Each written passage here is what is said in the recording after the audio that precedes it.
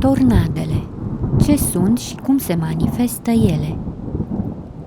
Termenul de tornadă provine din latinescul tonare, care înseamnă a tuna. Tornadele sunt perturbații atmosferice violente de dimensiuni reduse, cu un caracter turbionar sub aspectul unei coloane înguste care se rotește foarte repede sau al unei pâlnii întoarse care atinge nivelul solului. Totuși, meteorologii nu cred că este atât de ușor a defini o tornadă. De exemplu, diferența nu este clară în ceea ce privește un puternic mesociclon, furtună circulară, de la nivelul solului și o tornadă de dimensiuni mari, dar care nu este puternică. Există neînțelegeri și în a privi două vârtejuri, tornade multivortex sau multiple vortex, formate în timpul aceleiași furtuni, ca fiind două tornade separate sau nu. Este cunoscut faptul că o tornadă poate să nu prezinte o coloană în formă de pâlnie vizibilă. Tornadele variază în diametru de la câțiva zeci de metri până la aproximativ 2 km, având un diametru mediu în jur de 50 de metri, însă s-au înregistrat și tornade de dimensiuni mult mai mari. Majoritatea din emisfera nordică formează vânturi care se învârt invers a celor de ceasornic în jurul unui centru de presiune extrem de joasă, numite tornade anticiclonice, iar în emisfera sudică vânturile se învârt în general în sensul acelor de ceasornic, numindu-se tornade ciclonice. Viteza vântului la nivelul solului este cuprinsă între 60 de km pe oră și 500 de km pe oră, acestea din urmă fiind devastatoare.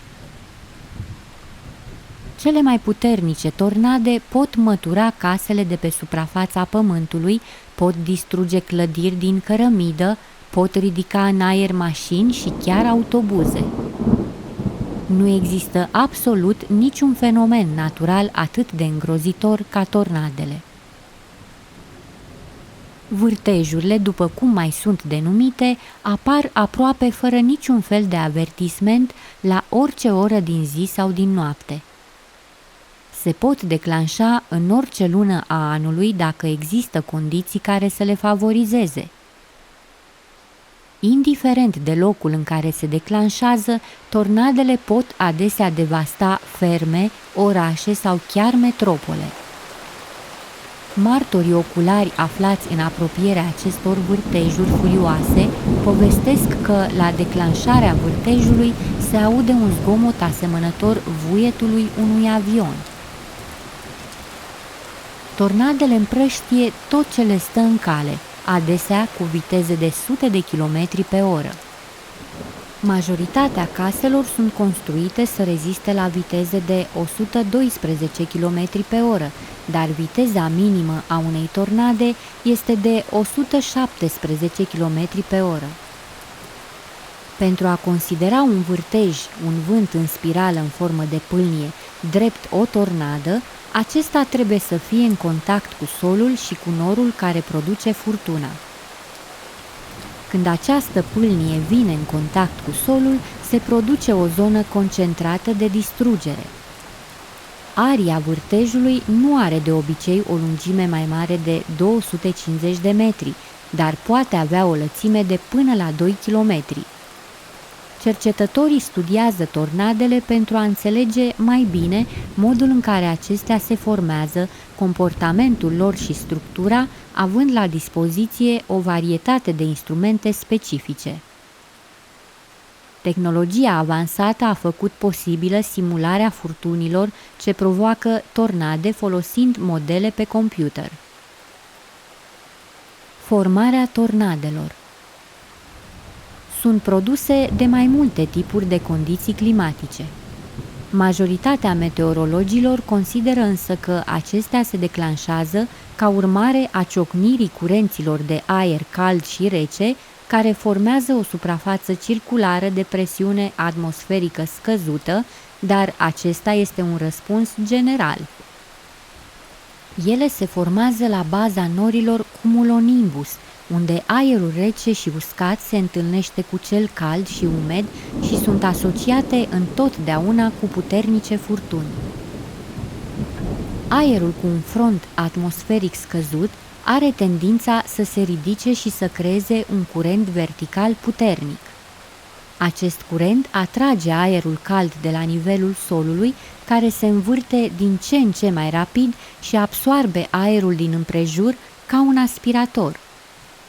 În cazuri extreme, aceste curente puternice de aer pot atinge viteze de 500 de km pe oră sau chiar 800 de km pe oră.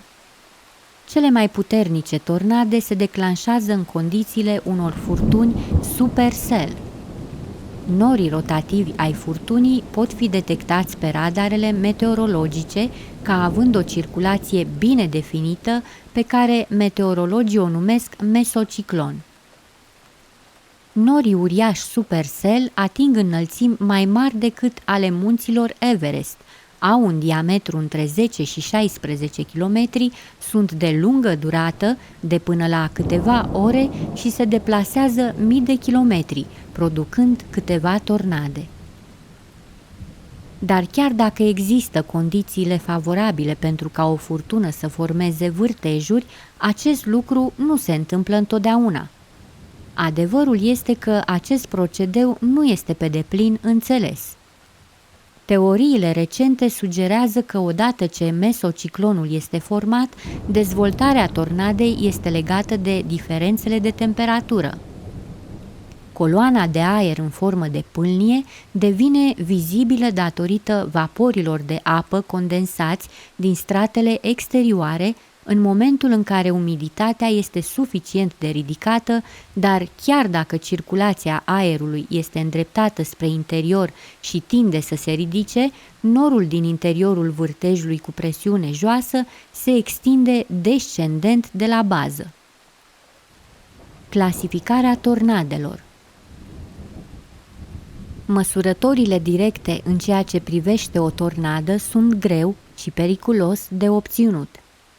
În 1971, Theodore Fujita, profesor de meteorologie la Universitatea din Chicago, specialist în tornade, a alcătuit un sistem de clasificare care îi poartă numele bazat pe distrugerile structurilor realizate de om.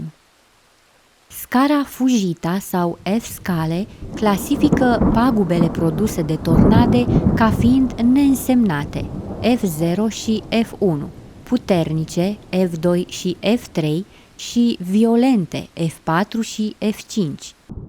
Este important de menționat că această scară se aplică doar în regiunile unde există structuri realizate de om, iar vârtejurile nu se măsoară în funcție de dimensiunile lor, ci de pagubele provocate.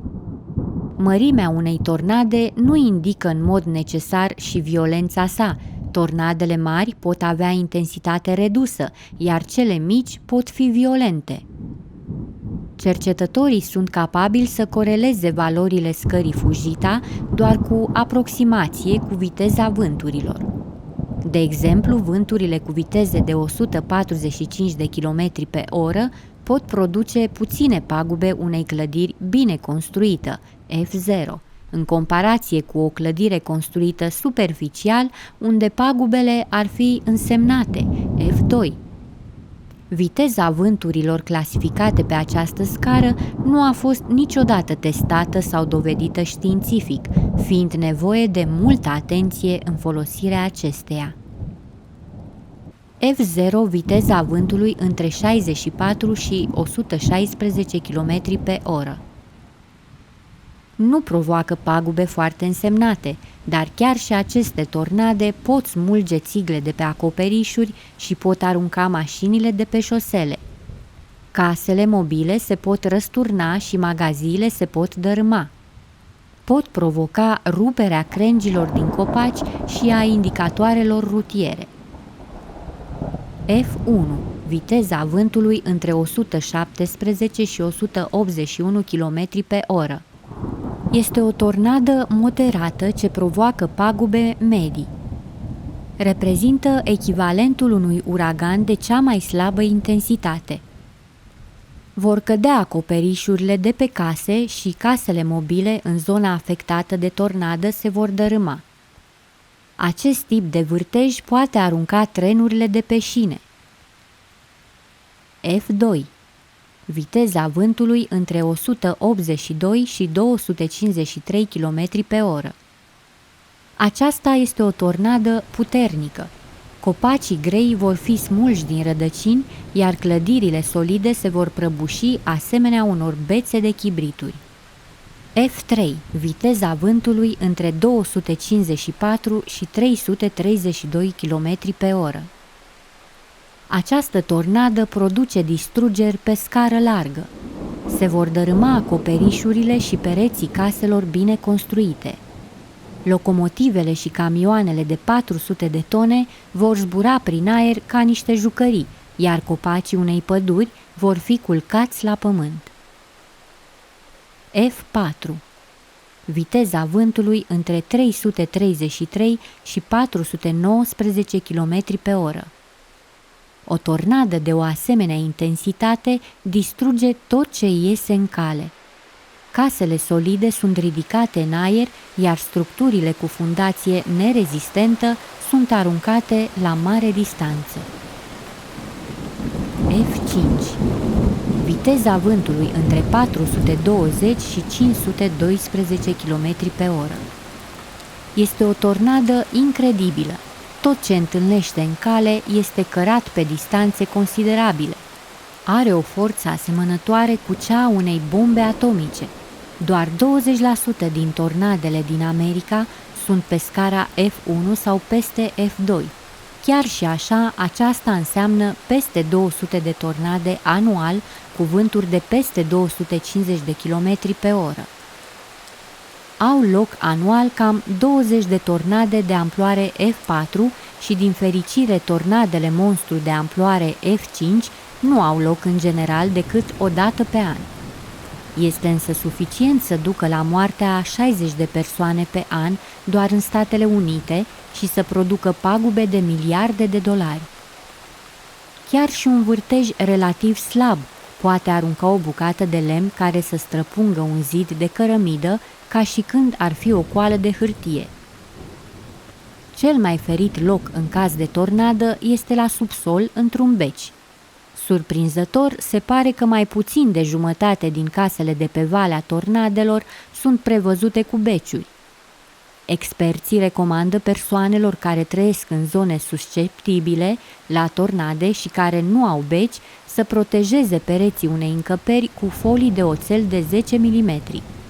În mod ideal, aceste folii trebuie montate pe pereții unui coridor fără ferestre din interiorul casei, care să fie înconjurat și protejat de pereții altor camere. Cei aflați în casă trebuie să se acopere cu saltele și perne pentru a se feri de obiectele în cădere și de sticlă spartă. Cele mai numeroase tornade se formează în partea centrală a Statelor Unite și în Australia. Tornadele se pot produce și în Japonia, în Africa de Sud și în Europa. În Statele Unite apar în mod frecvent în perioada primăverii și a verii. În medie au loc circa 1000 de tornade anual în care își pierd viața aproximativ 80 de persoane, iar 1500 sunt rănite. Dintre toate aceste tornade, numai 31% sunt periculoase. Statele Unite are cel mai mare număr anual de tornade, circa 800. Aici, tornadele se formează în toate cele 50 de state. Regiunea unde frecvența este cea mai mare este Tornado Alley, Aleea Tornadelor, o zonă care se întinde de la câmpia de coastă a Golfului Texas spre nord prin estul Dakotei de Sud. O altă regiune foarte expusă este Dixie Alley, care se întinde din sudul Texasului spre est în Florida. Iarna, tornadele sunt de obicei limitate la câmpia de coastă din jurul Golfului. Primăvara, perioada cea mai activă, ele se formează în centrul aleei tornadelor și spre est în Valea Ohio. Vara majoritatea iau naștere în nord, pe o linie ce se întinde din Dakota spre est în Pennsylvania și New York.